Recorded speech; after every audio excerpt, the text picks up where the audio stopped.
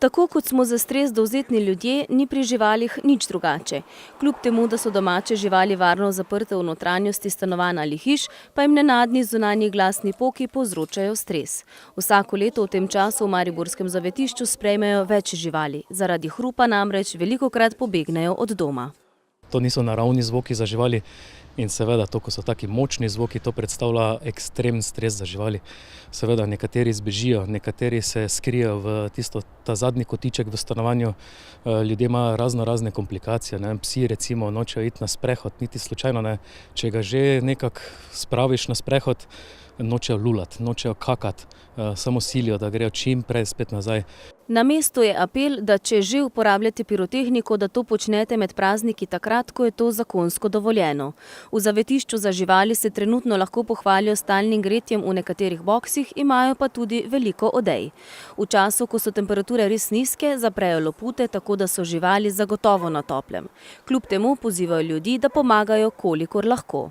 Definitivno pa potrebujemo vedno, to bi kakršnekoli, so to koce, rjuhe, brisače, pregrinjala za posteljnino, karkoli je takšnega. Zdaj, edino, kar se mogoče pa izogibamo, so stvari, ki imajo polnila. Dobrodošla je kakršnakoli hrana, tudi priboljški, razne igrače, pripomočki in podobne zadeve. Stvari, ki pa nam konstantno primanjkujejo, je pa definitivno hrana za mladiče. Predvsem recimo kakšna mokra hrana za mačje mladiče, potem tudi to, kar je redko kdo pomisli, je pesek za mačji WC. Verjemite mi, ko enkrat naraste število tukaj tudi do 80-100 mačk, je to takšen potrošni material, da si rečemo en normalni lastnik živali ne more niti predstavljati, koliko se tega porabi in seveda to je potem vedno zaželjeno.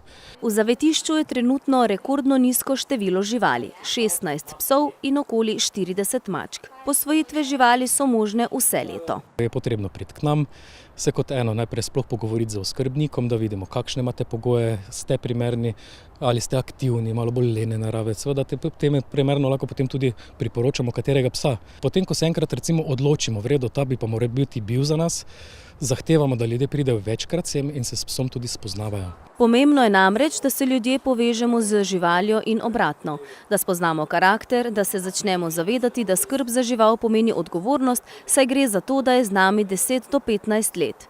Z večkratnim sprehodom, na katerem se tkejo vezi, se sprejmejo pravilne odločitve. Potem sledi še nekaj birokracije.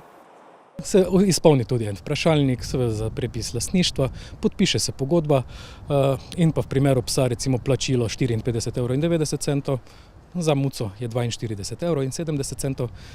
In ko je enkrat to vse upravljeno, lahko gre žival v nov dom.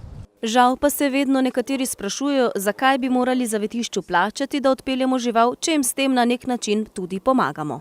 Ja, to je res, ker zdaj marsikomu to ni jasno, ker seveda tu živali ne grejo kar tako, da samo pridejo k nam, pa jih lahko kar damo ven, da je to vse skozi najprej sploh karantenski rok, potem so razno zdravljena.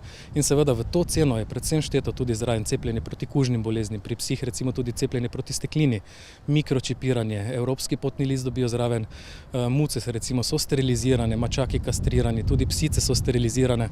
To bomo rekli zdaj v tem primeru, če to vse skupaj seštejemo pri enem veterinarju, je kar višja cena. No? Tako da to je dejansko tudi všteto v ta prispevek posvojitelja. Ljudi z velikim srcem torej še enkrat pozivamo k solidarnosti in pomoči s prej naštetimi stvarmi. Uporabnike pirotehnike pa prosimo, da če že ne zaradi lastne varnosti, pa vsaj zaradi boljšega počutja drugih ljudi in živali, to, če že morajo, počnejo samo v dovoljenih dneh.